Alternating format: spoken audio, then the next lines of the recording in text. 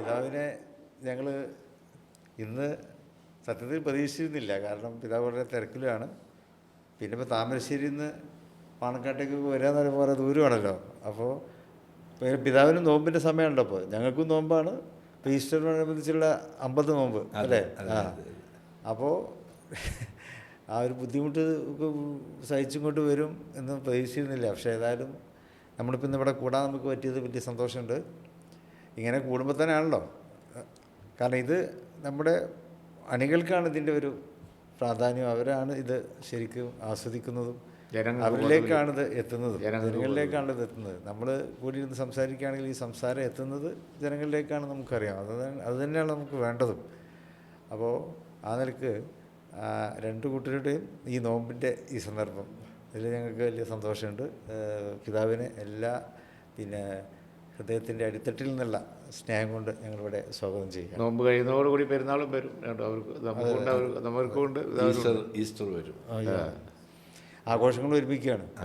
പെരുന്നാളും ഈസ്റ്ററും ഒരുമിച്ച് ഏതാണ്ട് ഏപ്രിലായിരിക്കും ഈസ്റ്റർ വരും അല്ലേ? ഏപ്രിൽ 20. വളരെ സന്തോഷമുണ്ട് ഇങ്ങനെ ഒരു കൂടിക്കാഴ്ചയ്ക്ക് ഒരുമിച്ചിരുന്ന് സംസാരിക്കാനൊക്കെ സാധിക്കുന്നത്. എല്ലാവർക്കും പെരുന്നാളിൻ്റെ മംഗളങ്ങൾ സ്നേഹപൂർവ്വം ആശംസിക്കുകയാണ്. സൗഹൃദമുള്ള വളരെ നല്ല കാലഘട്ടമല്ലേ എപ്പോഴും. സ്നേഹത്തിൻ്റെയും സൗഹൃദത്തിൻ്റെയും കൂട്ടായ്മയുടെയൊക്കെ വലിയ അടയാളമാണല്ലോ. വത്തിക്കാനിലൊക്കെ പോയി അല്ലേ? വളരെ മാർപ്പാപ്പയൊക്കെ കണ്ടു. ഞാൻ 2 മാസം മുമ്പ് പോയി. അത് അവിടെ നമ്മൾ ശ്രീനാരായണ ഗുരു ജന്മശതാബ്ദിയുടെ അതിനനുബന്ധിച്ചുള്ളൊരു പ്രോഗ്രാം വത്തിക്കാനിൽ വെച്ചിരുന്നു. അപ്പോൾ അത് വത്തിക്കാനിൽ തന്നെ ആവണമെന്ന് അവിടുത്തെ പിതാക്കന്മാരും മറ്റുമൊക്കെ ആഗ്രഹം പ്രകടിപ്പിച്ചനുസരിച്ചാണ് ശ്രീനാരായണ ഗുരു അവർ സമിതി അവിടെ വെക്കാൻ വേണ്ടി തീരുമാനിച്ചത്. അത് വളരെ നന്നായി. കാരണം മാർപ്പാപ്പയുടെ ഒരു സാന്നിധ്യം എന്നുള്ളത്, കാരണം 200 രാജ്യങ്ങളിൽ നിന്നുള്ള പ്രതിനിധികളുണ്ടായിരുന്നു. 200 രാജ്യങ്ങളിലുള്ള പ്രതിനിധികൾ അവിടെ വന്നിരുന്നു. അപ്പോൾ എല്ലാവരും ഉണ്ട്. അപ്പോൾ ഞങ്ങൾക്ക് പ്രത്യേകമായിട്ട് പരിഗണനയും കേരളത്തിൽ നിന്നാണെന്ന് പറയുമ്പോൾ പ്രത്യേക പരിഗണന. കാരണം കേരളത്തിൽ ഒരുപാട് ബിഷപ്പുമാരും പിന്നെ കർദിനാൾ നമ്മുടെ കൂവക്കാട്. അതെ, കൂവക്കാട് അന്ന് അധികാരം ഏറ്റിരുന്നില്ല, പക്ഷെ അദ്ദേഹം കർദിനാളായിരുന്നു. കൂവക്കാട് നല്ല സ്വാധീനമാണ് അവിടെ നിന്ന് ഞങ്ങൾക്ക് മനസ്സിലായി. കാരണം കൂവക്കാട് താമസിക്കുന്നത് പോപ്പ് താമസിക്കുന്നത് തന്നെയാണ്, അദ്ദേഹത്തിൻ്റെ ആ കെട്ടിടത്തിൽ തന്നെ, അദ്ദേഹത്തിൻ്റെ അരമനയിൽ തന്നെയാണ് കർദിനാളും താമസിക്കുന്നത്. അപ്പോൾ ആ നിലക്ക് ഞങ്ങൾക്ക് പ്രത്യേകമായിട്ടുള്ളൊരു പരിഗണന കിട്ടിയിട്ടുണ്ട്. ഒന്നാമത് വത്തിക്കാനിലേക്ക് കയറുക എന്ന് പറയുമ്പോൾ ഭയങ്കര സെക്യൂരിറ്റി ഉള്ള സ്ഥലമാണല്ലോ. ലോകത്തേറ്റവും അത്രയും വലിയ VIP ഉള്ള അദ്ദേഹം. വത്തിക്കാനിലൊന്ന് പോകണം. അതെ, എന്നൊരു അവസരം കിട്ടി. അപ്പോൾ ശരിക്കും ഞങ്ങൾക്ക് ഒരു സെക്യൂരിറ്റിയും ആവശ്യം വന്നില്ല. ഞങ്ങൾ ഫ്രീ ആയിട്ട് പോയി. എന്ത് വർഷം ഞങ്ങൾ ഇന്ത്യയിൽ നിന്ന് ഡൽഹിയിൽ നിന്നുള്ളൊരു സിഖുകാരനായൊരു കൃപാണുമായിട്ടാണ് വന്നത്. സാധാരണ അതൊന്നും തടഞ്ഞു വെച്ചില്ല. സാധാരണ ഇവിടെ എയർപോർട്ടിൽ പോലും അത് കയറ്റാൻ പറ്റില്ല. അദ്ദേഹം നമുക്ക് ബേജാറായിരുന്നു ഈ ഇതും കൊണ്ടിട്ട് അദ്ദേഹം പാപ്പൻ്റെ അടുത്ത് പോയി നിൽക്കുമ്പോൾ അവർ കൃപാണ് താഴെ വെക്കൂലല്ലോ. പക്ഷെ അതൊന്നും ഇന്ത്യയിൽ നിന്ന് വന്നാന്ന് പറഞ്ഞപ്പോഴേ അവർ പിന്നെ അങ്ങനത്തെ സെക്യൂരിറ്റിക്കൊന്നും വലിയ കാര്യം കൊടുത്തില്ല. ഞങ്ങൾ എല്ലായിടത്തും ഞങ്ങൾക്ക് ഒരു സൗജന്യ പ്രവേശനം നടത്തി എല്ലായിടത്തും എത്തി. പാപ്പ ഞങ്ങളെ വളരെ സന്തോഷപൂർവ്വം സ്വീകരിച്ചു. ആദ്യം തന്നെ പാപ്പ പറഞ്ഞത് നിങ്ങളെല്ലാവരും ഒന്ന് പുഞ്ചിരിക്കണം എന്നാണ് പറഞ്ഞത്. പാപ്പ എപ്പോഴും അങ്ങനെയാണ്. B GLAAD, rejoice, radiate Joy. അതാണ് പാപ്പ എപ്പോഴും പറയുന്നത്. വിശ്വാസപ്രകാരം പുഞ്ചിരി എന്ന് പറഞ്ഞാൽ ഈമാന്റെ അടയാളമാണ്, സന്തോഷത്തോടെ പുഞ്ചിരിക്കുമെന്ന് പറഞ്ഞു. അത് മലയാളത്തിൽ തന്നെ പറഞ്ഞു മൂപ്പര്. അത് മലയാളത്തിലാണ് പറഞ്ഞത്. അതെ അതെ അതെ, പുഞ്ചിരിക്കുക എന്ന് പറഞ്ഞു. അപ്പോൾ ഒക്കെ ഒരേ ആശയത്തിന്റെ വ്യത്യസ്ത ഇതാണല്ലോ. ചിരി വളരെ പ്രധാനമാണ്. മാർപ്പാപ്പ പറയുന്നത് ചിരിക്കുന്നവര് വിശുദ്ധരാണ്. തങ്ങളായാലും വിശുദ്ധൻ തന്നെയാണ്, എപ്പോഴും ചിരിക്കുന്നത്. ഗൗരവത്തിലിരിക്കാനും മനുഷ്യന്റെ ജീവിതത്തിൽ അങ്ങനെ ഗൗരവപ്പെടാനൊന്നും ഇല്ലല്ലോ. അതെ, പറഞ്ഞു കഴിഞ്ഞിട്ടുണ്ടെങ്കിൽ അല്ല, ഈ പെരുന്നാള് സന്തോഷത്തിന്റെ അല്ലേ?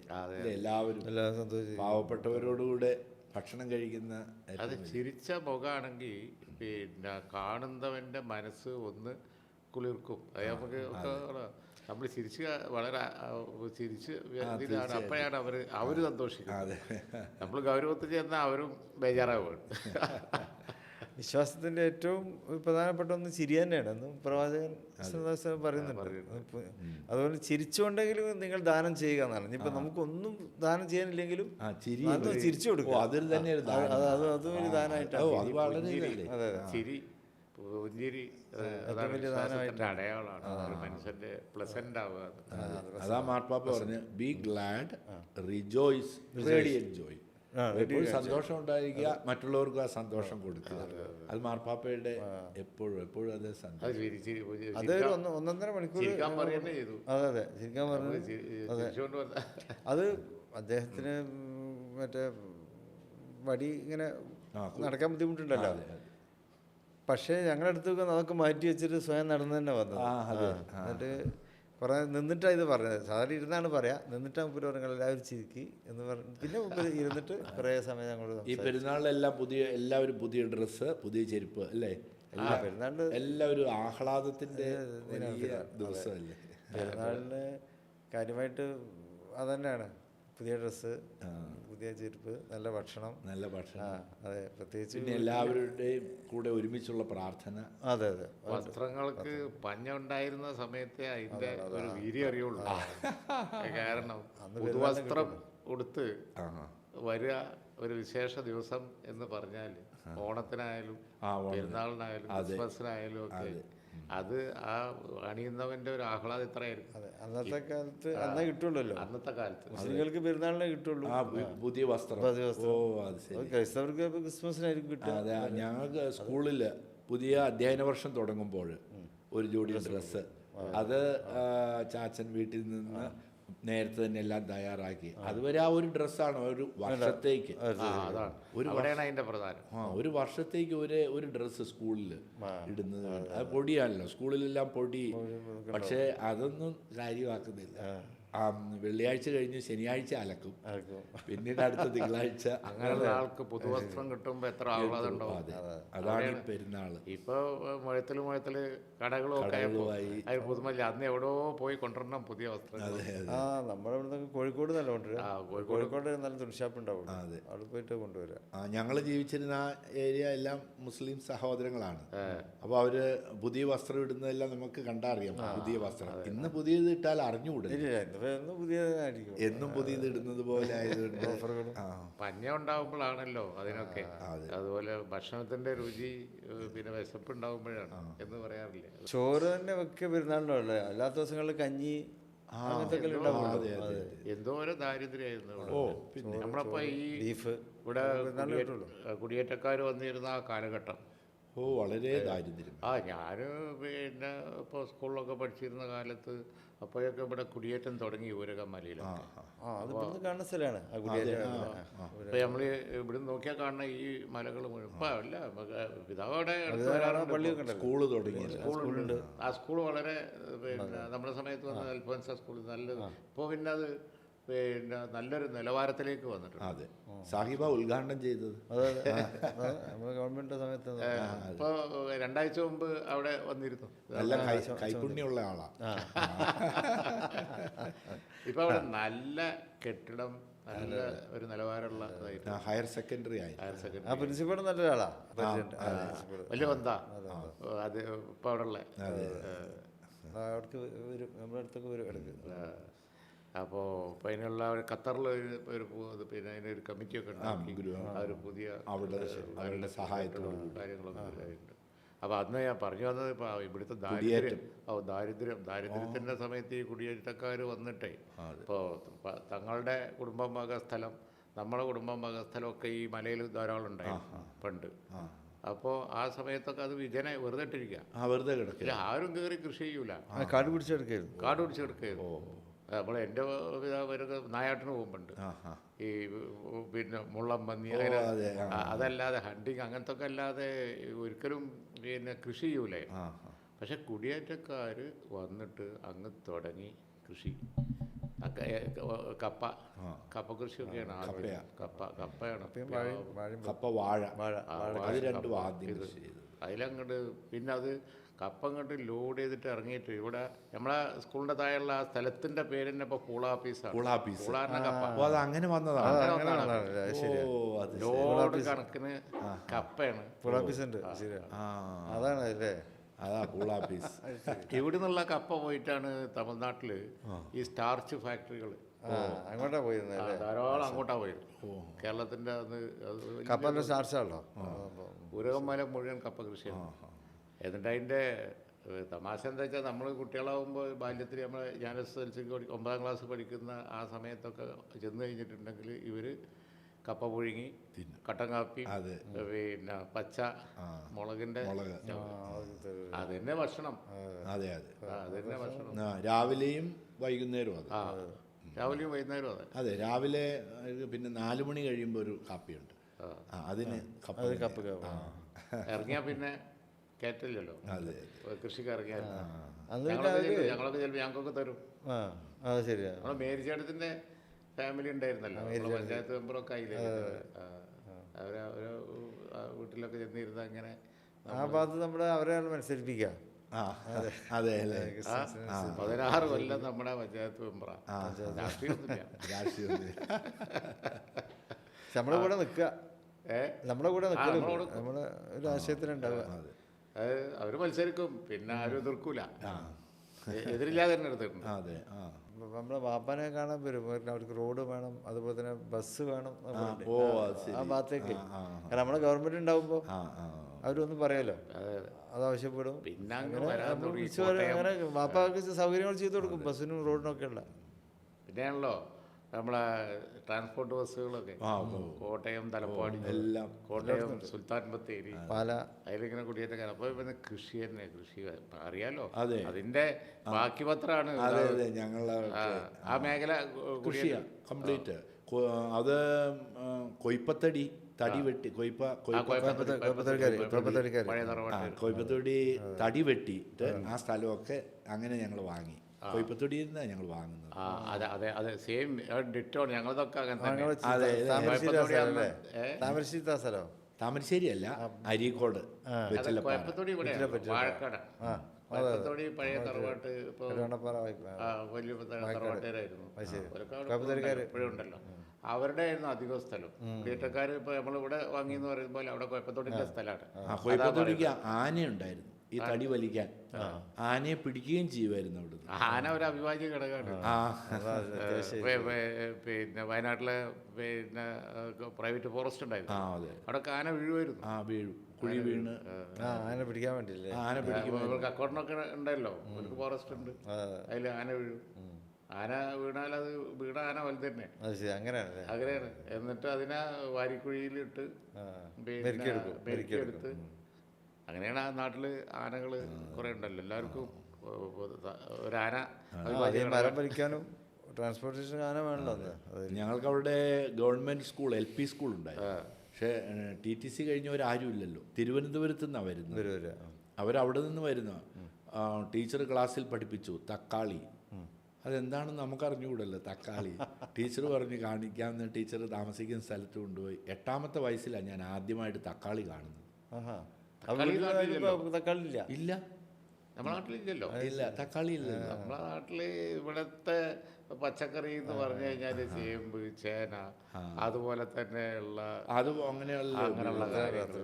തക്കാളി പണം കൊടുത്ത് വാങ്ങണല്ലോ, പണം ഇല്ലല്ലോ. പിന്നെ ഇലകൾ എന്ന് പറഞ്ഞു കഴിഞ്ഞാൽ ഇപ്പോഴത്തെ ഈ ഇമ്പോർട്ടഡ് ഇലകളൊന്നും ഇല്ലല്ലോ. തവരായിരിക്കും.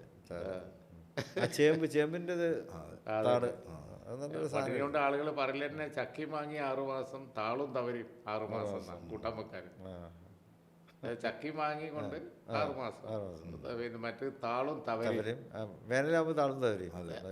ഞങ്ങൾക്ക് നല്ല സൗഹൃദമായിരുന്നു. രാജൻകുട്ടാജി ഉണ്ട് അരീക്കോട്, അദ്ദേഹം ആയിരുന്നു ഞങ്ങളുടെ ബാങ്ക്. നമുക്ക് കൃഷിയൊക്കെ ചെയ്ത് കഴിയുമ്പോൾ നമുക്ക് പണമില്ലല്ലോ, അദ്ദേഹം നേരത്തെ പണം തരും. ഞങ്ങൾ പഠിക്കാനൊക്കെ, ഞങ്ങൾ കുട്ടികൾക്ക് പഠിക്കാനെല്ലാം പണം തരും. നമുക്ക് കമുക്, ഈ അടയ്ക്ക, തെങ്ങ്, ഇതുപോലെ എല്ലാം ആകുമ്പോൾ അദ്ദേഹത്തിൻ്റെ കൊണ്ട് കൊടുക്കും. അങ്ങനെ ആയിരുന്നു. അപ്പോൾ ഞങ്ങളുടെ ഒരു ബാങ്കായിരുന്നു അദ്ദേഹം. കൃഷി വരിൽ നിന്ന് പഠിക്കണം. അതാണല്ലോ മാണി സാറ് അതൊരു ഐഡിയോളജി തന്നെ ആക്കിയിട്ട് അവതരിപ്പിച്ചില്ലേ. കൃഷി കർഷകർ കൃഷിക്കാർ നമ്മളിപ്പോഴും ആ തോട്ടം, അതിനകത്ത് തെങ്ങും അതിൻ്റെ ഇടക്കൃഷിയും ബാക്കിയുള്ളതും റബ്ബറൊക്കെ അവിടെ പരിചയപ്പെടുന്ന തന്നെ കുടിയേറ്റക്കാരാണല്ലോ. പക്ഷെ ഇന്ന് ഏറ്റവും കൂടുതൽ ബുദ്ധിമുട്ട് അനുഭവിക്കുന്നത് കൃഷിക്കാരാണ്. വരുമാനമില്ല. എത്രയോ വില നശിച്ചു പോയില്ലേ. ഗവൺമെന്റ് ഇപ്പം നെല്ല് കുട്ടനാട്ടിൽ നെല്ലെടുക്കാമെന്ന് പറഞ്ഞെങ്കിലും എടുക്കുന്നില്ലല്ലോ. സപ്ലൈകോയോ താങ്ങുവില കൊടുക്കുന്നില്ല, താങ്ങുവില കൊടുക്കുന്നില്ല. വലിയ ഒരു ബുദ്ധിമുട്ടിലൂടെയാണ് കാർഷിക മേഖല. അത് വലിയ തേങ്ങയൊക്കെ വരാതെ പോയി. അതെ, നെല്ലാണ് തെങ്ങാണ്, പക്ഷെ അതുകൊണ്ടും കാര്യമില്ല. നെല്ല് ഒരു നിലക്ക് ഒരു വലിയ പാടാ. നെല്ലൊരു നമുക്ക് അത്യാവശ്യമുള്ള സംഗതിയാണെങ്കിൽ കൃഷി ചെയ്താൽ മുതലാവില്ല. വല്ലാത്ത പാടാണ് കേരളത്തിൽ കൃഷി. വലിയ വാസ്റ്റ് ഏരിയ ഒക്കെ വേണം. ഗവൺമെന്റ് സഹായിച്ചാലേ പറ്റൂ. അത് എങ്ങനെയാ ഈ കർഷകരെ രക്ഷിക്കാൻ എങ്ങനെ സാധിക്കും? നിങ്ങൾക്ക് എന്തെങ്കിലും ഒരു പ്ലാൻ? അല്ല, നമുക്ക് ഒരു വ്യക്തമായ അജണ്ട ഈ കാര്യത്തിൽ വേണം. പിതാവ് പറയുന്നത് കറക്റ്റാണ്. ഇപ്പോൾ നിയമസഭയിലൊക്കെ എപ്പോഴും ചർച്ച വരുന്നതല്ലേ നെൽകൃഷി പ്രത്യേക പാക്കേജിന് കൊടുക്കുക. നമ്മുടെ ഒരു പാരമ്പര്യമുള്ളത് അതാണ്. നെൽകൃഷി സംരക്ഷിക്കണം. ഇപ്പോൾ കുട്ടനാട്ടിലും ബാക്കിയുള്ള സ്ഥലത്തുമൊക്കെ പാലക്കാട്ടും ഒക്കെ ചെയ്യുന്നവർക്ക് താങ്ങുവില വെച്ചേക്കും. അതാണ് പിതാവ് പറഞ്ഞത്. അതിന്റെ പണം കൃത്യമായിട്ട് കൊടുക്കും. അതെ, പണം കിട്ടിയാൽ ആളുകൾ കൃഷി ചെയ്യും. പക്ഷെ 6 മാസം കഴിഞ്ഞാലും കിട്ടുകയില്ല. UDF അതിന് വ്യക്തമായ ഒരു അജണ്ട വേണം. ഈ നെല്ല് സംഭരിച്ചാൽ അതിന്റെ പൈസ കൊടുക്കണം. പണം കൊടുക്കാതെ എങ്ങനെയാണ്? ഞങ്ങൾ എന്തെങ്കിലും സീരിയസ് ആയിട്ട് ആലോചിക്കും. എങ്ങനെ അത് ബഡ്ജറ്റിൽ അതിനുള്ള പ്രൊവിഷൻ വക മാറ്റാതെ അതിന് തന്നെ കൊടുക്കും.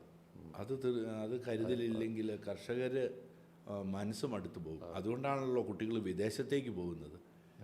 കൃഷി ചെയ്തിട്ടൊന്നും ജീവിക്കാൻ കഴിയുകയില്ല. കുട്ടികൾ പോകണമെന്ന് പറഞ്ഞിട്ടുണ്ടെങ്കിൽ അവരെ പിടിച്ചു വെക്കാൻ പറ്റുമോ? കാരണം എന്താണെന്ന് വെച്ചാൽ അവർ ക്വാളിറ്റി എഡ്യൂക്കേഷൻ കഴിഞ്ഞാൽ ഓപ്പർച്യൂണിറ്റി ഇതാണല്ലോ അവർക്ക് വിദേശത്ത് പോയാൽ കിട്ടുമെന്ന് തോന്നൽ. നമുക്കത് കൊടുക്കാൻ കഴിയണം. എന്നാലേ ഈ വിദേശത്തേക്കുള്ള ഒഴുക്ക് നിൽക്കുള്ളൂ. അതിപ്പോൾ ഈ കൃഷിൻ്റെ കാര്യം പറഞ്ഞപ്പോഴേ, ഇപ്പോൾ ഏത് രാജ്യക്കാരും അവരുടെ പരമ്പരാഗതമായിട്ടുള്ള കൃഷിയെ എപ്പോഴും പ്രോത്സാഹിപ്പിച്ചുകൊണ്ടിരിക്കുന്നത്. ഇപ്പോൾ മലേഷ്യ എന്നൊക്കെ പറഞ്ഞാൽ വളരെ ഡെവലപ്ഡായിട്ട് കണ്ടിയാണ്. പക്ഷെ എന്നാലും അവരുടെ പാം ഓയിലിൻ്റെ ആ കൃഷി നല്ലോണം പ്രോത്സാഹിപ്പിക്കുന്നുണ്ട്.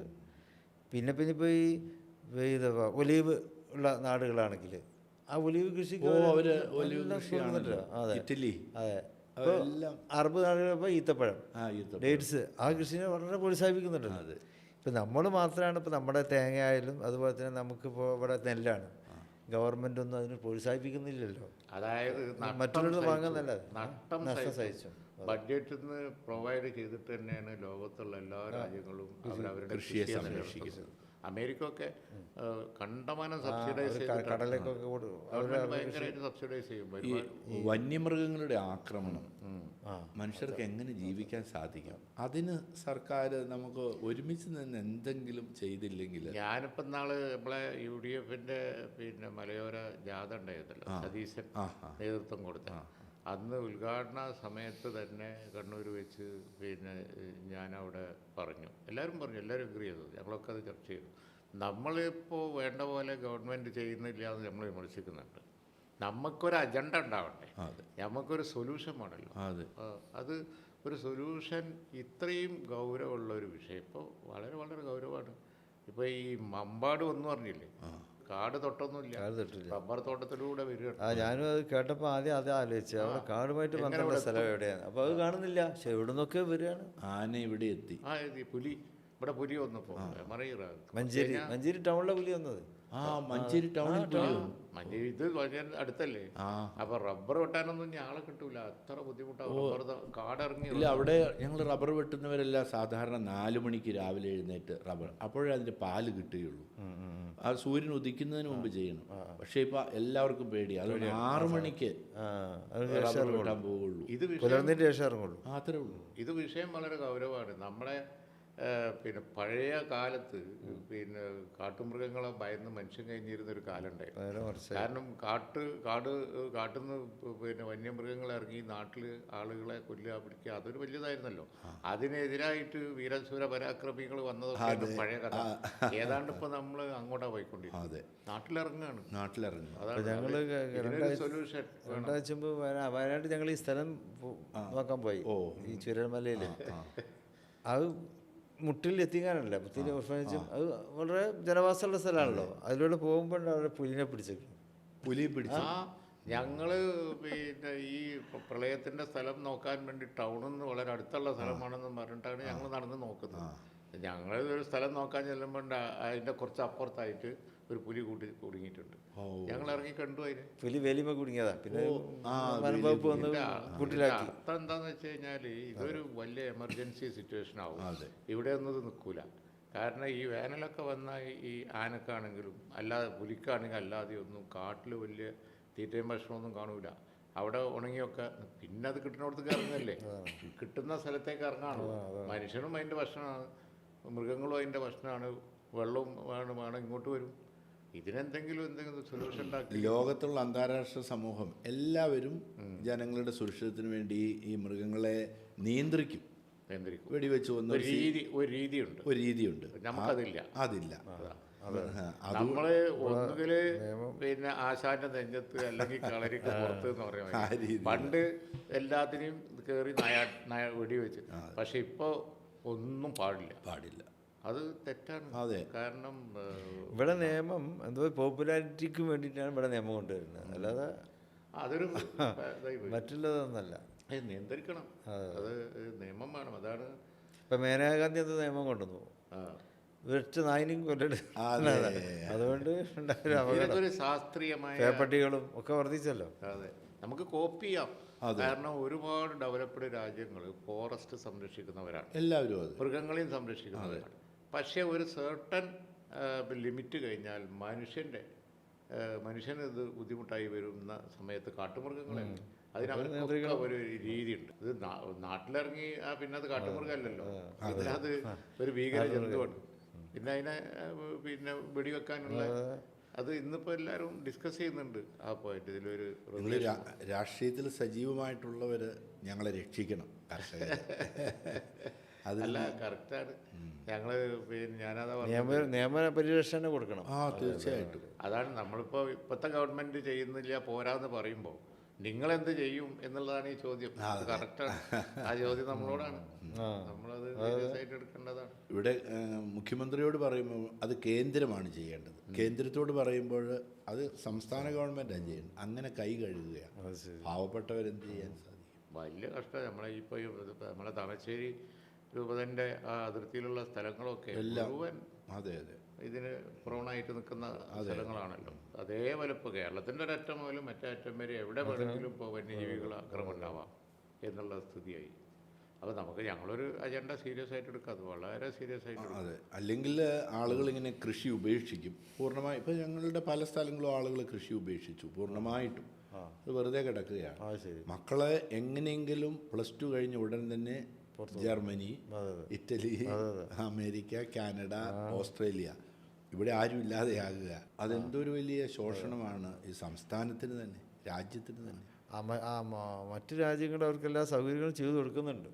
മൈഗ്രേഷൻ മറ്റൊരു ഗുരുതരമായ പ്രശ്നത്തിലേക്കാണ് പിതാവ് ഇപ്പോൾ വരുന്നത്. അതാണ്, ഇവിടെ ആളില്ല, കുട്ടികൾ പോകുന്നു. അതന്നെ, അവർക്ക് നല്ല തൊഴിലവസരം കിട്ടുന്നുണ്ട്. അതുകൊണ്ടാണ് പഠിച്ചാലും അവിടെ തന്നെ നിൽക്കുകയാണ്.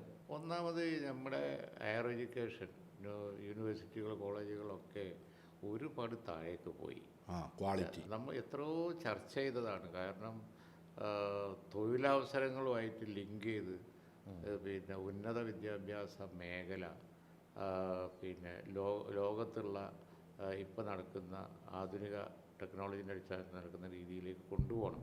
അപ്പോഴാണ് പിന്നെ പഠിച്ച് പുറത്തിറങ്ങുന്ന ഒരാൾക്ക് ജോലി അറിയാം, അയാളെ ആവശ്യം ഉണ്ടാവും. അതാണ് മോഡേൺ രീതി. എല്ലാ യൂണിവേഴ്സിറ്റിയൊക്കെ ലിങ്ക്ഡ് ആണല്ലോ. അല്ല, പുതിയ യൂണിവേഴ്സിറ്റി ഇവിടെ വരുന്നുണ്ടെന്ന്. അതെ, ഇപ്പോൾ ഒരു പുതിയ യൂണിവേഴ്സിറ്റി വരുന്നുണ്ട്. ഇത് ഞാൻ പറഞ്ഞു വന്നത് എന്താ വെച്ചാൽ ഇത് എന്നോ ചെയ്യേണ്ടതാണ്.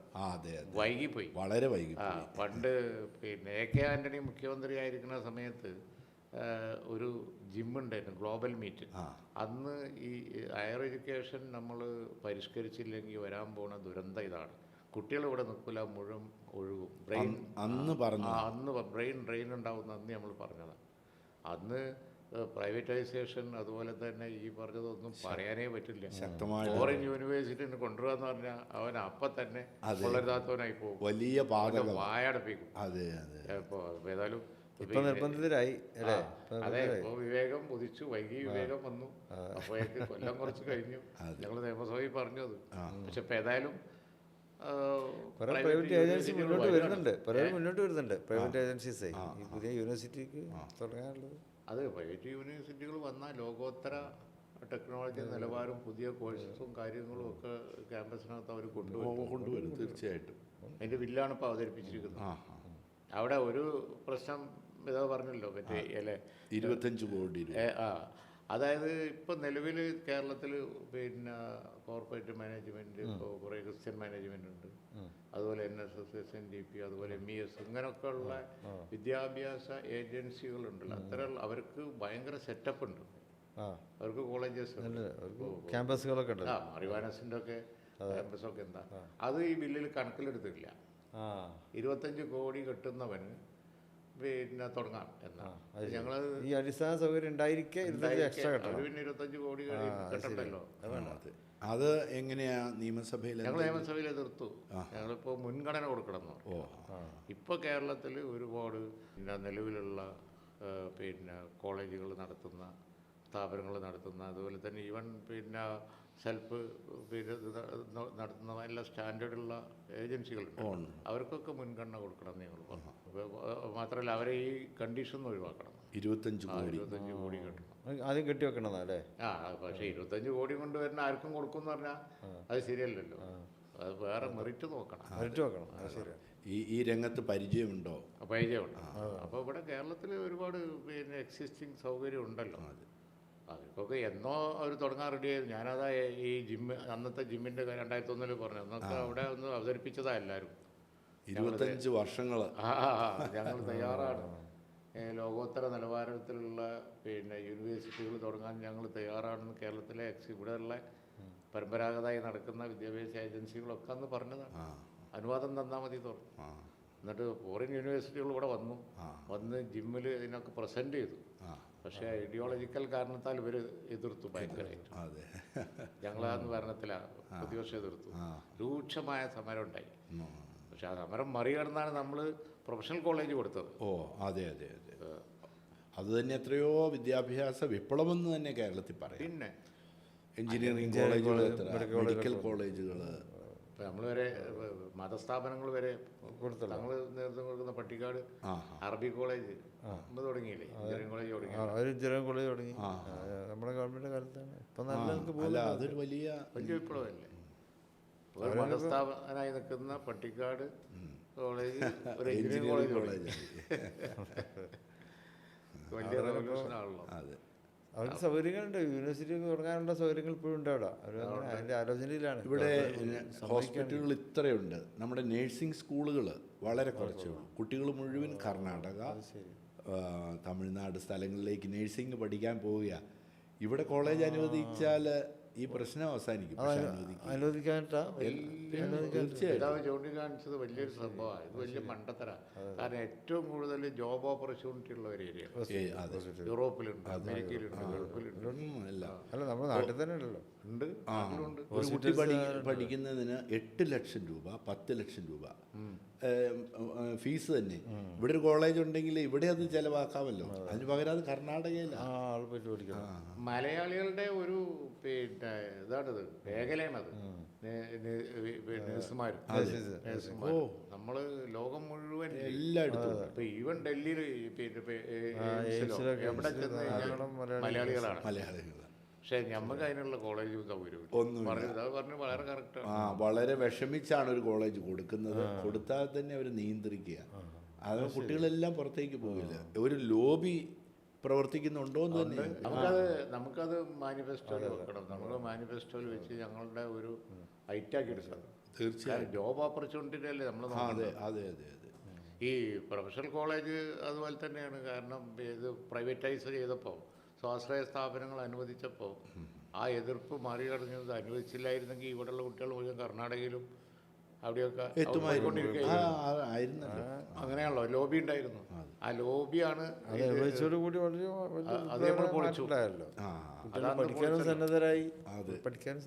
എത്രയോ ജോബ് ഓപ്പർച്യൂണിറ്റി, എന്തോ ഒരു വലിയ ഇൻവെസ്റ്റ്മെന്റാ, ഇത്രയും വലിയ കെട്ടിടങ്ങൾ ഇൻവെസ്റ്റ്മെന്റ് വന്നു. അതുപോലെ തന്നെ ഇപ്പോൾ പിന്നെ ശ്രദ്ധിക്കേണ്ട ഒരു മേഖലയാണ് ഇത്. നമ്മുടെ ഈ പ്രൊഫഷന് സാധ്യതയുള്ള കുട്ടികൾ പുറത്തേക്ക് പോകണമെന്ന് ഒന്ന് പോകുന്നത് നഴ്സുമാരാണ്. അവർക്ക് പിന്നെ അവസരം കൊടുത്തു കഴിഞ്ഞിട്ടുണ്ടെങ്കിൽ ഇവിടെയും പറ്റും, പുറത്തും പോകും, അവർക്ക് ജോബ് ഓപ്പർച്യൂണിറ്റീസ് ഉണ്ട്. പക്ഷേ കോളേജ് മുഴുവൻ പുറത്താണ്, കേരളത്തിൽ പുറത്താണ്. ആളുകൾക്കൊരു മിനിമം വേതനം ഒരു 25,000 രൂപയെങ്കിലും കിട്ടുന്ന ഒരു നിയമം കൂടെ നിങ്ങൾ കൊണ്ടുവരണം. അതെ, ജീവിക്കാൻ കഴിയില്ല ഈ കാലം. ഈ കാലഘട്ടത്തിൽ ചെറിയ കടകളിൽ ജോലി ചെയ്യുന്നവർ അങ്ങനെയുള്ളവർക്ക് ഒരു 15,000 രൂപയെ കിട്ടുന്നുള്ളൂ. അപ്പോൾ അതൊരു ഇൻജസ്റ്റിസാണ്, അതൊരു സാമൂഹ്യ അനീതി. അതാണ് പിന്നെ നമ്മുടെ ആളുകൾ ഇവിടെ നിൽക്കാത്തത്. ഗൾഫിൽ പോയാൽ അത് കിട്ടും. അത് ഈ പണമൊക്കെ കിട്ടുന്നുള്ളൂ ഗൾഫിൽ ചെന്നാലും. പക്ഷെ ആളുകൾ അങ്ങ് പോവുകയല്ലേ, അത്രയും കിട്ടും. ഇവിടെ അത് ഗ്യാരണ്ടി ഇല്ല. അതിനെന്ത് ചെയ്യാൻ നമുക്ക് സാധിക്കും? അതിനെന്ത് ഒരു 20,000 25,000 രൂപയെങ്കിലും ഒരു മണിക്കൂറിൽ 150 രൂപ ജോലി ചെയ്യുന്നതിന് അങ്ങനെ ഒരു നിയമം കൊണ്ടുവരാൻ സാധിക്കുമോ? അയ്യോ, ഇനിയിപ്പോൾ നമുക്ക് അതൊക്കെ ചിന്തിച്ചാൽ പറ്റും. നിങ്ങളുടെ പ്രകടന പത്രികയിൽ അത് കൊണ്ടുവരാം. ഞാൻ പറയട്ടെ, ഇവിടെ ഗൾഫ് പോയിട്ട് ഇവർ ചെയ്യുന്നത് എന്ത് ജോലിയാണ്? അതായത് സിമെന്റ് പണി, കല്ലുപണി, അതുപോലെ പ്ലംബർ, ഇതൊക്കെ അവിടെ ചെയ്യുന്നുണ്ട്. പക്ഷെ ഇവിടെ അത്തരം വർക്കുകൾ പുറത്തുള്ളവർ വന്നാൽ ചെയ്യുന്നു, നമ്മളാളുകൾ ചെയ്യൂല. കാരണം എന്താണെന്ന് വെച്ച് കഴിഞ്ഞിട്ടുണ്ടെങ്കിൽ അതിനൊന്നും ഒരു മാന്യത നമ്മളത് ഉണ്ടാക്കണം. ഇവിടെ ഇപ്പോൾ ഒരു നല്ല ആളുകൾ, ഇപ്പോൾ അവിടെയൊക്കെ പോയി എക്സ്പീരിയൻസ് എടുത്ത് വന്ന ആളുകൾ ഒരു കോൺട്രാക്ടിങ് കമ്പനി ഉണ്ടാക്കിയിട്ട് ഇവർ ചെയ്യാൻ തുടങ്ങണം. കോൺട്രാക്ടിങ് കമ്പനിയിൽ ഈ ആളുകൾക്ക് ഈ പറഞ്ഞതുപോലെ 10,000-25,000 ശമ്പളം കൊടുക്കണം. പണി ഇവിടെ ഉണ്ട്. അപ്പോൾ അവർക്ക് ഡീസൻ്റായ വസ്ത്രധാരണം, അതേപോലെ തന്നെ ഡീസൻ്റ് ആയിട്ടുള്ള സാലറി, ജീവിത സൗകര്യം, അങ്ങനെ അവിടെ അമേരിക്കയിലൊക്കെ ഈ പ്ലംബർമാർക്കൊക്കെ ഭയങ്കര എല്ലാവർക്കും തുല്യ വേതനം ലഭിക്കും. അതായത് ഇവിടെ ഒരു കോൺട്രാക്ടിങ് കമ്പനി ഒരാൾ ഇനീഷ്യേറ്റ് ചെയ്ത് തുടങ്ങിയെന്ന് വിചാരിക്കുക, പ്ലംബർ. അപ്പോൾ അദ്ദേഹം ഇതുപോലുള്ള ഒരുപാട് ആളുകളെ ജോലിക്ക് എടുക്കുന്നു. സാലറിയോ അതാണ് കൊടുക്കുന്നത്. ഇപ്പോൾ IT കമ്പനികളൊക്കെ ചെയ്യുന്നത് പോലെ അവർ നല്ല സാലറി കൊടുത്തിട്ടാണ് ആളെടുക്കുന്നത്. ഇവിടെ ആളുകൾ ടെക്നോപാർക്ക് പോകുന്നുണ്ടല്ലോ. അതേപോലെ ഇത്തരം കൊച്ചു ഇനീഷ്യേറ്റീവ് തുടങ്ങാൻ എൻ്റർപ്രണർഷിപ്പ് പിന്നെ പ്രോത്സാഹിപ്പിക്കുന്ന നയം ഗവൺമെൻറ് എടുക്കണം. ഗവൺമെൻറ് എടുത്തിട്ട് അവർക്ക് ഡീസൻസി കൊടുക്കണം. അപ്പോൾ അതൊരു ഡീസൻറ്റ് ജോലിയായി പരിണമിക്കണം. അപ്പോൾ മേസന്മാരും പ്ലംബർമാരും ഒക്കെ ട്രക്ക് ഡ്രൈവർമാർക്ക് വിദേശത്തൊക്കെ നല്ല ശമ്പളമാണ്, സ്റ്റാറ്റസുമാണ് സമൂഹത്തിൽ. അവർക്ക് അവരാണ് ട്രാൻസ്പോർട്ടേഷൻ നിയന്ത്രിക്കുന്നത്, ഒരു സ്ഥലത്ത് മറ്റു സാധനം. ഇപ്പോൾ ഈ പരമ്പരാഗതമായി പോകുന്ന ജാതി വ്യവസ്ഥത കൊണ്ടേ അത് ജോലി അടിസ്ഥാനത്തിൽ വിഭജിക്കപ്പെട്ട ഒരു ജാതി അടിസ്ഥാനത്തിൽ അവിടെ അതില്ലല്ലോ. ഞാനൊരു സെക്യൂരിറ്റി സോഷ്യൽ സ്റ്റാറ്റസിൽ യാതൊരു വ്യത്യാസവും ഇല്ല. എന്ത് ജോലിയാണ്? സെക്യൂരിറ്റി നിൽക്കുന്ന ഒരാളെ കണ്ടു. ആൾക്ക് 7,000 രൂപയെ ശമ്പളമുള്ളൂ. ഒരു മാസം 7,000 രൂപ. ഞാൻ അതിശയിച്ചു പോയി. വേറെ ഒന്നും ചെയ്യാൻ സാധിക്കാത്തത് കൊണ്ടല്ലേ 7,000 രൂപ. അതെന്തൊരു വലിയ അനീതിയാണ്. എല്ലാം നൈറ്റ് ഡ്യൂട്ടി. അതെ, അത് കറക്റ്റാണത്. വളരെ കുറഞ്ഞ ആശാവർക്കർമാർ അവർ ചെയ്യുന്ന ജോലി എത്ര മഹത്തായി. അതെ. പക്ഷെ അവർക്കുള്ള ശമ്പളം എത്രയോ, അതിനുവേണ്ടി അവർ വഴി കിടന്ന് സമരം ചെയ്യുക. അവരെ കൊണ്ട് സമരം ചെയ്യിപ്പിക്കാൻ പാടില്ല, ഒരിക്കലും പാടില്ല. അതാണ് ഈ ഒരു മിനിമം പിന്നെ വേതനം കിട്ടുകയും അതുപോലെ തന്നെ അവർക്ക് ഒരു മാന്യത കൽപ്പിക്കുകയും ചെയ്താൽ നമ്മുടെ ആളുകൾ ഇവിടെ ജോലി ചെയ്യും. തീർച്ചയായിട്ടും. ഇവിടുന്ന് പുറത്തേക്ക് പോകുന്ന ആളുകൾ അവിടെ മാതാപിതാക്കൾ, സഹോദരങ്ങൾ എല്ലാം ഇവിടെ ഉപേക്ഷിച്ചിട്ടാണല്ലോ അവർ പോകുന്നത്. അവരനുഭവിക്കുന്നൊരു മാനസിക സമ്മർദ്ദം. ഇവിടെ ഒരു നല്ലൊരു ശമ്പളം കിട്ടുകയാണെങ്കിൽ അത്യാവശ്യം ജീവിക്കാനുള്ള അവർ പോവുകയില്ല. സാധാരണ ഗൾഫ് പോയി കഴിഞ്ഞിട്ടുണ്ടെങ്കിൽ 1 കൊല്ലം 2 കൊല്ലം കഴിഞ്ഞിട്ടാണ് വരുന്നത്. അപ്പോഴത്തിന് വൈഫായിട്ട് പിരിഞ്ഞിരിക്കുന്നു, കുട്ടികളെ പിരിഞ്ഞിരിക്കുന്നു. പിന്നെ വലിയ കഷ്ടമല്ലേ? നമുക്ക് ഈ സിസ്റ്റത്തിലൊക്കെ ഒരു മാറ്റം വേണം. ഇതാ പറയുന്നത് കറക്റ്റാണ്. പുതിയ തലമുറയൊക്കെ വരുത്തും. നമ്മള് ഭരിക്കുന്ന ഗവൺമെന്റിനെ കുറ്റം പറയുമ്പോൾ തന്നെ അജണ്ട പറഞ്ഞതാണ് അല്ലേ? പെരുന്നാൾ വിമർശിച്ചുകൊണ്ട് കാര്യമില്ലല്ലോ. എന്തിനായാലും വേണം. അതായത് ഇപ്പോൾ പിന്നെ വന്യമൃഗങ്ങളുടെ കാര്യം പറഞ്ഞു, അതിന് വേണം. അതെ, നിങ്ങളുടെ അജണ്ട ചോദിക്കുന്ന തലമുറയാണ് ഇപ്പോൾ, പുതിയ തലമുറ. ഈ കാരണം അവർക്ക് കുറെ വിവരമുണ്ടല്ലോ, പുതിയ തലമുറക്ക് എല്ലാം വിവരമുണ്ട്. അതെ. നല്ല വിവരങ്ങളല്ലേ ഒക്കെ വായിച്ചാറുണ്ട്, ഓൺലൈനിലൂടെ കിട്ടിയിട്ടൊക്കെ. ഏറ്റവും പ്രധാനപ്പെട്ടത് മതസൗഹാർദ്ദമാണ്. എല്ലാവരും കൂടെ ഒരുമിച്ച് ജീവിക്കുന്നത്. എത്രയോ നല്ലൊരു കാലം ഉണ്ടായിരുന്നു, പക്ഷെ ഇപ്പോഴെന്തോ നഷ്ടപ്പെട്ടു പോകുന്നത് പോലെ. ഒരു വികസ്വര സമൂഹത്തിൽ ഏറ്റവും ആവശ്യം അതാണല്ലോ, പരസ്പരമുള്ള വിശ്വാസം, ചെയ്യേണ്ട ഏറ്റവും വലിയ വിഷയം അത് തന്നെയാണ്. തൽപര കക്ഷികളാണ് ഈ സൗഹൃദം നശിപ്പിച്ച് തകർക്കുന്നത്. ഒന്ന് പൊളിറ്റിക്സ്, രാഷ്ട്രീയ താല്പര്യം വെച്ചിട്ട് വോട്ട് ബാങ്ക് തകർക്കുക, പിന്നെ സാമ്പത്തിക താല്പര്യം വെച്ചിട്ട്, പിന്നെ ദുശക്തികൾ. അതെ.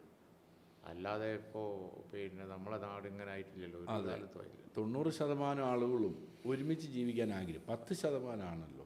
അതെ, അത്രേ ഉള്ളൂ. അവർ പക്ഷേ ഈ സമൂഹത്തിൽ ഭയങ്കര അവരുടെ വിഷം കലർത്തുക, അവരുടെ ശബ്ദമാണ് ഉച്ചത്ത് കേൾക്കുന്നതെന്നുള്ളൂ. അതെ, ഈ പ്രശ്നം ഉണ്ടാക്കുന്നവര് ബാക്കി എല്ലാവരും സൈലന്റ് ആവും. ഈ വർഗീയവാദികളെ എല്ലാ മതത്തിലും ഉണ്ട്, എല്ലാത്തിലും ഉണ്ട്. ഞങ്ങളുടെ ഒരു പാരമ്പര്യം, ഇപ്പോൾ പാണക്കാട് തങ്ങന്മാരുടെ ഒരു പാരമ്പര്യം എന്ന് പറയുന്നത് എല്ലാവരും എല്ലാ കാലത്തും ആളുകളെ വ്യത്യാസപ്പെട്ട് കണ്ടിട്ടേ ഇല്ല. ഒരു പിതാവ്, അതേപോലെ തന്നെ അതിൻ്റെ മുമ്പ് ഒക്കെ. ഇവിടെ ഇപ്പം നമ്മൾ പഴയ കഥ കണ്ടെടുത്ത് നോക്കുകയാണ്, ഈ മമ്പുറത്തെ തങ്ങൾ ഒപ്പം തന്നെ അദ്ദേഹത്തിൻ്റെ പിന്നെ കാര്യസ്ഥൻ്റെ, അല്ലെങ്കിൽ അത് പിന്നെ മറ്റു ക്ലർക്കിൻ്റെ കോന്തുനായരായിരുന്നു. കോന്തുനായർ, ആ പേരൊപ്പം പറയണം. അതെ, അങ്ങനെയാണ് ഈ നാടുണ്ടായിരുന്നത്. വ്യത്യാസം തന്നെ ഉണ്ട്. കാരണം അത് വിദ്യാഭ്യാസമുള്ളവർ അധികം അവരാണ്. അപ്പോൾ അവരെ പിന്നെ കൂടെ തന്നെ ഉണ്ടാവും. അതുപോലെ തന്നെ തിരിച്ചും ഉണ്ടായിരുന്നു. ഇവിടെ നമ്മളെ കുറ്റിപ്പുറത്തെ പണിക്കന്മാരുണ്ട്. പണിക്കന്മാരുടെ എല്ലാ ആശ്രിതരും ഇവിടുത്തെ നാട്ടിലെ പിന്നെ മുസ്ലിങ്ങളാണ്. കുറ്റിപ്പുറത്തെ പണിക്കന്മാരുടെ എല്ലാ കാര്യസ്ഥന്മാരും ആളുകളും കയ്യാളുകളും എഴുത്ത് ഒക്കെ പിന്നെ നാട്ടിലെ മുസ്ലിങ്ങളാണ്. നമ്മളാ മുഹമ്മദിലൊക്കെ നമ്മളൊക്കെ ചെറുപ്പത്തിൽ ഇത് കണ്ടാണ്. ആഴ്വഞ്ചേരി തമ്പ്രാക്കളുടെ കുറ്റിപ്പുറ ഭാഗത്ത്. പക്ഷെ അവരുടെ ഒക്കെ മുസ്ലിങ്ങളായിരുന്നു. മൂപ്പരെ സഹായിക്കാനുള്ളവരും മൂപ്പരുടെ തങ്ങളടുത്ത് എപ്പോഴും പിന്നെ ഉണ്ടായിരുന്നു നമ്മളെ പണക്കട്ടെ കുഞ്ഞാമനെ വലിയ ഞങ്ങളോട് കുഞ്ഞാമൻ എന്ന് പറഞ്ഞു കഴിഞ്ഞാൽ നമ്മുടെ തങ്ങളെ ഒപ്പം തന്നെ കുഞ്ഞാമൻ ഉണ്ടാവും. കുഞ്ഞാമൻ ഇല്ലാതെ തങ്ങളെ കാണില്ല.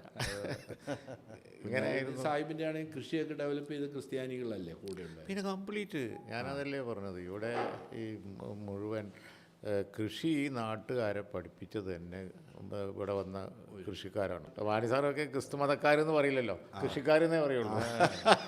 കർഷകരെന്ന് പറഞ്ഞാൽ പിന്നെ മതം പറയില്ല. വേണം പറയില്ല. ഇല്ല, ഞാനാരും കളിയാക്കും.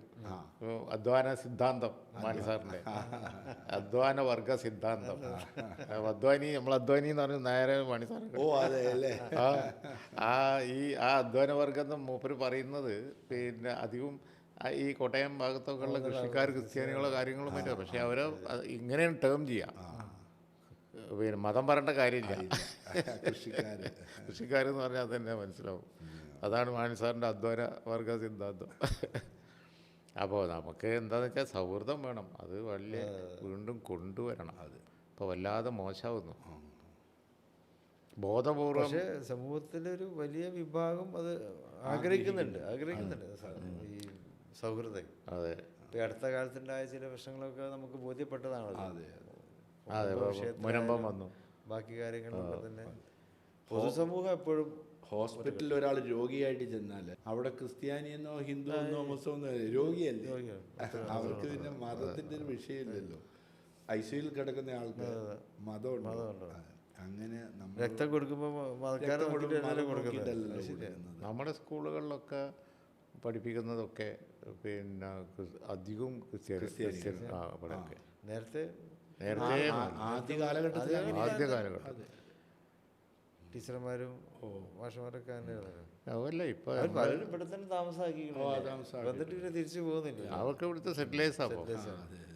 അങ്ങനെ വന്നവരൊക്കെ ഇവിടുത്തെ എത്ര സവാള ഈ രാഷ്ട്രീയത്തിൻ്റെ തിരുവല്ല ജോയ് മാഷാണ്.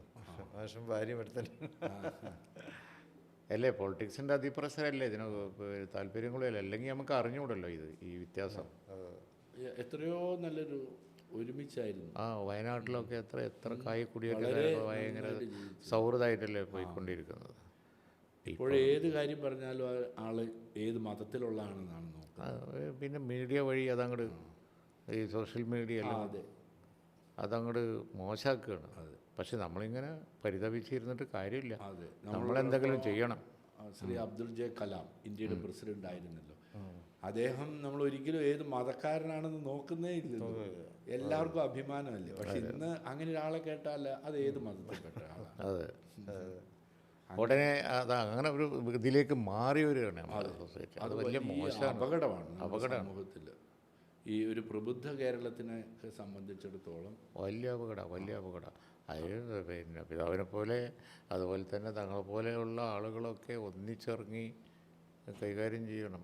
ഇപ്പോൾ നമ്മളിപ്പോൾ ഈ മുനമ്പത്തിൻ്റെ വിഷയത്തിൽ വന്നപ്പോൾ ഒരു വർഗീയവാദികളത് ഹൈജാക്ക് ചെയ്യുന്നത് നമ്മുടെ ജോയിൻ്റ് മൂവ്മെൻ്റ് കൊണ്ട് കുറേ ഇല്ലാതായിരുന്നു.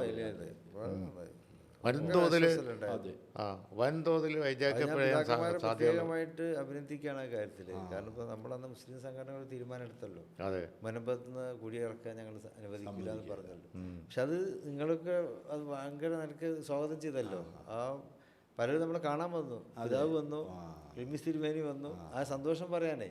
അപ്പോൾ നിങ്ങളെ മനസ്സിലുണ്ടാക്കിയ ആ ഒരു വലിയ സന്തോഷം അതിൻ്റെ ആരുടെയോ ഒരു അജണ്ടൻ്റെ മൊമെൻറ്റം നിന്നുപോയി. നമ്മളാ മൂവ്മെൻ്റ് ഉണ്ട്. അതെ, മുനമ്പം ഇപ്പോൾ എളുപ്പം പരിഹരിക്കേണ്ട ഒരു സോഷ്യൽ പ്രശ്നമായിട്ടാണ് എല്ലാവരും കാണുന്നത്. എത്രയും വേഗം പരിഹരിക്കണം, അതാണ് ഇപ്പോൾ എല്ലാവരുടെയും മനസ്സിലുള്ളത്. സർക്കാർ പരിഹരിക്കണം എന്നും പറഞ്ഞ് നമ്മളെല്ലാവരും പറഞ്ഞുകൊണ്ട് അത് നേരെ മറിച്ച് അത് ഒരു വലിയ വർഗീയ വിഷയമായി കത്തി വരുവായിരുന്നു. അവസ്ഥ ഒരു പൊരി മതിയല്ലോ ആളിക്കത്താൻ. അതാണ് അത് ആളിക്കത്തിക്കാൻ ആളുകളുണ്ട്, ആർക്കും ഗുണമില്ല. സോഷ്യൽ മീഡിയ വളരെ എളുപ്പത്തിൽ കത്തുകയാണ്. ഭാവി തലമുറയുടെ എഡിറ്റിംഗ് ഇല്ലാത്തൊരു മീഡിയ ആണല്ലേ സോഷ്യൽ മീഡിയ. വേറെ ഏത് മീഡിയക്ക് എഡിറ്റിംഗ് ഉണ്ട്? അതെ, സോഷ്യൽ മീഡിയക്ക് അതില്ല. എന്തു എഴുതാം, ആർക്കെതിരെയും എന്തു എഴുതാം. തീ തുപ്പുന്ന വർഗീയത ഉണ്ടാവും, നമ്മൾ ഇമാജിൻ ചെയ്യാൻ പറ്റൂല.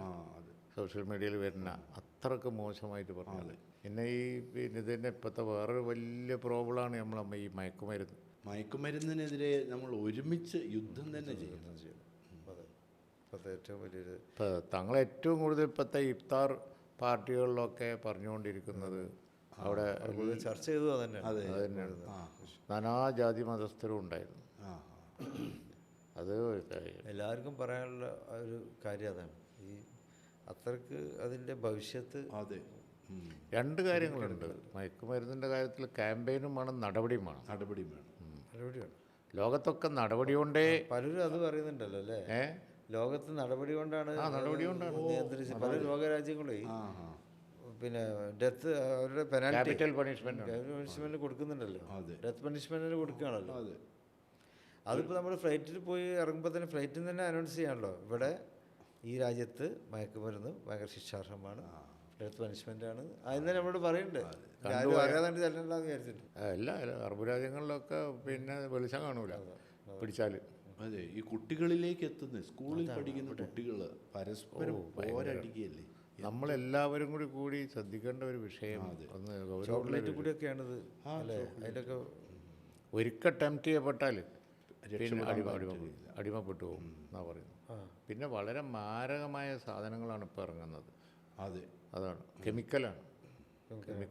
അത് എവിടുന്നോ ആണ് വരുന്നത്. എൻ്റെ ഉത്ഭവ കേന്ദ്രം ഒന്നും ഇപ്പോൾ ഏറ്റവും വലിയ ന്യൂസ് ക്യാമ്പസിൽ നിന്ന് വിളിച്ചതാണ്. വിദ്യാർത്ഥി സംഘടനകളൊക്കെ തന്നെ കുട്ടികളെ അട്രാക്ട് ചെയ്യാൻ വേണ്ടിയിട്ട് കൊടുക്കുന്നുണ്ട്, അങ്ങനെയൊക്കെ പറയുന്നുണ്ട്. അറിയില്ല. പിന്നെ ഈ അരാജ്യത്വമുള്ള പിന്നെ ഈ ഓരോരോ ഓർഗനൈസേഷൻ ഉണ്ടല്ലോ, പിന്നെ ഇവരെന്നെ ഇത് കച്ചവടമാക്കുന്നുണ്ട്. കുട്ടികളെ ഉപയോഗിച്ച് കച്ചവടം. അങ്ങനെയാണ് കുട്ടികൾ. ഇപ്പം എന്താണ് പറഞ്ഞത്, കാസർഗോട്ടുകാരൻ ഒരാൾ ഒരു 50,000 രൂപയാണ് അവന് കിട്ടുന്നത്. ഇവന് 350 കിലോ കഞ്ചാവ് പിന്നെ ആന്ധ്രയിൽ നിന്ന് കേരളത്തിലേക്ക് ഈ 50,000 റുപ്യക്ക് വേണ്ടിയിട്ട് അവൻ പിടിക്കപ്പെട്ടു. അപ്പോൾ അവനോട് ചോദിച്ചാൽ പോയി, നിനക്കിപ്പോൾ ഇത് കൊണ്ടുവന്ന് എന്താ എനിക്ക് കിട്ടുക? ഒരു 50,000 കിട്ടും. ഈ 50,000-ത്തിന് വേണ്ടിയാണ് ഇത്രയും വലിയ. നാളെ ജയിലിലാണെന്ന് അത് പറഞ്ഞില്ല. അവൻ ജയിലിലാണിപ്പോൾ. പിന്നെ അവൻ്റെ ജീവിതമില്ല, പക്ഷെ ആ ചിന്തയില്ല. പണിഷ്മെൻറ്റ് ഇനിയും കൂട്ടണം ഇതിന്. നല്ല പണിഷ്മെൻറ്റും നല്ല വിജിലൻ്റ് ആയിരിക്കണം. സമൂഹം വിജയം ഉണ്ടായാലേ ഇതിന് നിൽക്കുള്ളൂ. കുട്ടികളെ അടിച്ച് പഠിപ്പിക്കാനുള്ള ആ ഇപ്പില്ല. അതൊക്കെ അത് തന്നെ മാഷ്മാർക്ക് അധികാരമില്ലല്ലോ. കുട്ടികളെ അടിക്കില്ല, അവരെ ശിക്ഷ കൊടുക്കാതെ എങ്ങനെയാണ് കുട്ടികൾ അതാണ് ശിക്ഷണം നൽകാൻ നല്ല ചോദ്യം ചോദിക്കുന്നില്ല. പേടിയാ, എണീറ്റിരുത്തി ചോദിക്കാൻ പാടില്ല. പാടില്ല.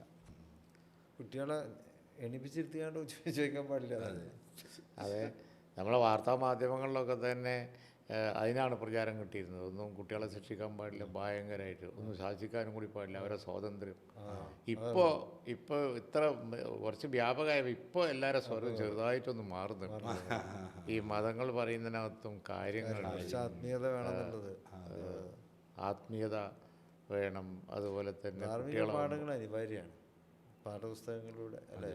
ധാർമ്മിക വിദ്യാഭ്യാസം വേണം. ഒരു യൂറോപ്യൻ കൾച്ചർ നമുക്ക് ചേരുന്നതേ അല്ല ഈ ഒരു മേഖല. അത് അവിടെ നിന്ന് ആ കൾച്ചർ ഇങ്ങോട്ട് വന്നത്. അതാ ഏറ്റവും വലിയ തെറ്റിദ്ധാരണയുടെ പേരിൽ വന്നത്. അല്ലേ? അതാണ് ഏറ്റവും നല്ല കൾച്ചർ എന്നുള്ള അതെ, അതാ ഏറ്റവും നല്ല കൾച്ചർ. നമ്മളെ മീഡിയക്കൊക്കെ ഉണ്ട് ഈ ഒരു അസുഖം. അതെ, കാരണം വെസ്റ്റേൺ കൾച്ചറാണ് മഹത്തായതെന്നൊരു ചിന്ത. അതാണും പെണ്ണും ഒരേപോലെ. അതേപോലെ തന്നെ മറ്റൊന്നും പ്രകൃതിയുടെ യാതൊരു സംഗതികളുമില്ല. എല്ലാം പിന്നെ ഇപ്പോൾ കുട്ടികളെ ശാസിക്കാൻ പറ്റില്ല, ഒരാൾ പൂർണ്ണ സ്വാതന്ത്ര്യം. അവിടെ യൂറോപ്പിൽ ഒരു ക്ലാസ് മുറിയിലേക്ക് അധ്യാപകരോടൊപ്പം കയറിയിട്ടുണ്ട്, ഞാൻ പോയിട്ടുണ്ട്. ഒരു കുട്ടി എഴുന്നേറ്റ് നിന്നിട്ടില്ല, ഒരു കുട്ടി എഴുന്നേറ്റ് നിന്നിട്ടില്ല. അവര് സംസാരിച്ചുകൊണ്ടിരിക്കുക, കെയർ ചെയ്തിട്ടേ ഇല്ല. അതാണ് അവരുടെ കൾച്ചർ. അത് നമ്മൾ കൊണ്ടുവന്നാൽ നമ്മളത് കോപ്പി ചെയ്യണമെന്ന് പറഞ്ഞാൽ എന്താ കാര്യം? അതവിടെ സംഭവിക്കുന്നത് പാശ്ചാത്യവൽക്കരണം മഹത്തായ ഒരു സംഗതിയാണെന്ന് വിചാരിക്കും. മതമൂല്യങ്ങൾക്ക് ഒരു വിലയും കൽപ്പിക്കുന്നു. അതാണ് മതമൂല്യങ്ങൾ എന്ന് പറഞ്ഞാൽ ഇപ്പോൾ ഏത് മതമാണെങ്കിലും, ഹിന്ദു മതമാണെങ്കിലും ക്രിസ്ത്യ മതമൊക്കെ ധാർമ്മികതയ്ക്ക് വലിയ പ്രാധാന്യം. അതിനങ്ങ് വില ഇല്ലാതാക്കി കളഞ്ഞു. കുട്ടികളെ ശാസിക്കാൻ പാടില്ല, തിരുത്താൻ പാടില്ല. മതവിദ്യാഭ്യാസം എന്ന് പറയുമ്പോൾ പിന്നെ ഇപ്പോൾ നിങ്ങൾക്ക് സൺഡേ ക്ലാസ് ഉണ്ട്, അതെ, നമുക്ക് മദ്രസ ഉണ്ട്. പണ്ടൊക്കെ അങ്ങനെയല്ലേ? അതെ, സൺഡേ ക്ലാസ് ഇപ്പം ഉണ്ട്. സൺഡേ ക്ലാസ് അവിടെയൊക്കെ പഠിപ്പിക്കുന്നത് കൃത്യമായ പഠനങ്ങളല്ലേ. പക്ഷേ ഈ സോഷ്യൽ മീഡിയ ആണല്ലോ കുട്ടികളെ പഠിപ്പിക്കുന്നത്. കുട്ടികളെപ്പോഴും മൊബൈലിൽ. അപ്പോൾ പിന്നെ അവരതിന് തിരിച്ചു കൊണ്ടുവരാൻ പറ്റുന്നില്ല. വലിയ ബുദ്ധിമുട്ടാണ്. വായിച്ച് പഠിക്കുന്നില്ലല്ലോ, ഒക്കെ മൊബൈലിൽ കാണുക പഠിക്കാൻ. അതെ അതെ അതെ, പുസ്തകം വായിച്ച് പഠിക്കുമ്പോഴാണ് മനസ്സിൽ കയറുള്ളൂ. പുസ്തകം വായിക്കും. അതെ അതെ അതെ. ഇപ്പോൾ ചുരുക്കത്തിൽ എല്ലാവരും ഒരുമിച്ച് നിന്ന് ക്യാമ്പയിൻ നടത്തി കൊണ്ടുപോകേണ്ടതാണ്. ഇതാ പറഞ്ഞ പോലെ നമ്മളോടൊക്കെ ആണെന്നുണ്ടെങ്കിൽ നിങ്ങൾ മറ്റവരെ കുറ്റം പറഞ്ഞാൽ പോലെ നിങ്ങൾക്കൊരു അജണ്ട നാടിന് വേണ്ടി വേണം. അതെ അതെ, സീരിയസ് ആയിട്ട് എടുക്കേണ്ട കാര്യമാണ്. മുമ്പൊക്കെ നമ്മളൊക്കെ പഠിക്കുന്ന കാലത്ത് പിന്നെ പ്രധാനപ്പെട്ട ചരിത്രത്തിലെ ആളുകളെ കുറിച്ചൊക്കെ പാടുണ്ടായിരുന്നു. ഇപ്പം അതൊന്നുമില്ലല്ലോ. ഒന്നുമില്ല. മഹാന്മാരെ കുറിച്ച് മഹാത്മാഗാന്ധിയെ തന്നെ പുസ്തകങ്ങളിൽ നിന്ന് അപ്രത്യക്ഷ. മഹാത്മാഗാന്ധി കേരളം സന്ദർശിച്ച് 100 വർഷം. 925 ഈ ദിവസങ്ങളിലാണ്, മാർച്ച് 15 ഉണ്ടായിരുന്നു. അദ്ദേഹം പറഞ്ഞത് നിങ്ങളുടെ ഹൃദയത്തിന് കണ്ണുകൾ ഉണ്ടാകട്ടെ എന്നാണ്. ഹൃദയം തുറക്കട്ടെ. കേരളം മതർ സൗഹാർദ്ദത്തിന് ഒരുമിച്ച് ജീവിക്കുന്നുണ്ട്, ഹിന്ദുക്കളും മുസ്ലിംസും ഒക്കെ ഒരുമിച്ച് ജീവിക്കുന്നുണ്ട്. പക്ഷെ ഉള്ളിലേക്കുള്ളതിൽ നിങ്ങൾക്ക് കുറച്ച് കുറവുണ്ട്. അദ്ദേഹം പറയുക, അദ്ദേഹം പറഞ്ഞു നിങ്ങളുടെ ഹൃദയത്തിന് കണ്ണുകൾ ഉണ്ടാകട്ടെ എന്ന്. ഇപ്പോൾ ജാതീയമായ വേർതിരിവ് ഏറ്റവും കൂടുതൽ ഉണ്ടായിരുന്ന സ്ഥലം തന്നെയാണത്. അതെ, അതുകൊണ്ടാണല്ലോ വിവേകാനന്ദൻ പറഞ്ഞത് ഭ്രാന്താല. ആ സ്ഥിതിയിൽ നിന്ന് മിഷണറിമാരൊക്കെ വന്നിട്ട് വിദ്യാഭ്യാസം കൊടുത്ത് ലിറ്ററസി വന്നു, ഭയങ്കര മാറ്റങ്ങൾ വന്നു. വലിയ സംഭവം. അതുപോലെ തന്നെ മതങ്ങൾ വന്നു, വലിയ മാറ്റങ്ങൾ വരുത്തി. വലിയ ഇതല്ലേ നമ്മുടെ ജാതീയമായ അടിച്ചമർത്തിട്ട് നല്ലോണം ഉണ്ടായ സ്ഥലമാണ് കേരളം. അതെ അതെ അതെ. ബ്രിട്ടീഷുകാർ ഒത്തിരി നല്ല കാര്യങ്ങൾ ചെയ്തിട്ടുണ്ട്. തീർച്ചയായിട്ടും. കാരണം കാര്യം അവർ വൈദേശികാധിപത്യം നമ്മൾ പറയുമ്പോഴും അവരുടെ സാമ്രാജ്യത്തിൽ നല്ല കാര്യങ്ങൾ, റോഡും റെയിലും ഡെവലപ്മെൻറ്റ് കൊണ്ടുവന്നുണ്ട്. അത് അവരുടെ ആവശ്യത്തിന്. അതെ, അതേമാതിരി ഒരു സാമൂഹിക പരിഷ്കരണമാണല്ലോ ഇത്. അതെ അതെ. എന്തായാലും നമ്മളെ ഈ കൂടിക്കാഴ്ച അതിന് വഴിത്തിരിവാകട്ടെ. അപ്പോൾ നിങ്ങൾക്ക് പെരുന്നാളിൻ്റെ എല്ലാ ആശംസകളും പ്രാർത്ഥനകളും. പെരുന്നാളിൻ്റെ കൂടെ തന്നെയാണ് ഈസ്റ്ററും വരുന്നത്. ഇപ്പം നോമ്പുമാണ്, നമുക്ക് നോമ്പാണ്, ഞങ്ങൾക്ക് നോമ്പാണ് ഈസ്റ്റർ. നോമ്പ് നമ്മുടെയൊക്കെ കണ്ണ് തുറപ്പിക്കുന്ന ഒന്നാണല്ലോ. നമ്മുടെ ആത്മീയമായ ഒരു ഉത്കൃഷ്ട നമുക്കൊരു പ്രതിജ്ഞ എടുക്കാം. നാടിൻ്റെ ഈ മാതിരി പിന്നെ വളരെ ബേണിങ് ഇഷ്യൂസ് പരിഹരിക്കാൻ വേണ്ടി നമുക്ക് ഒരുമിച്ച് നീങ്ങാം. ഒരു ചെറിയ ശതമാനം ഇങ്ങനെ ദുഷ്പ്രചരണങ്ങളും ബാക്കിയുള്ളതും ഉണ്ടെന്ന് നമ്മൾ ബോധവാന്മാരായാൽ മതി. വർഗീയത എല്ലാ മതങ്ങളിലും ഉണ്ട്. അതിനെതിരായി മുഖ്യധാരയിലുള്ളവർ ഒരുമിച്ച് നിന്ന് നീങ്ങണം.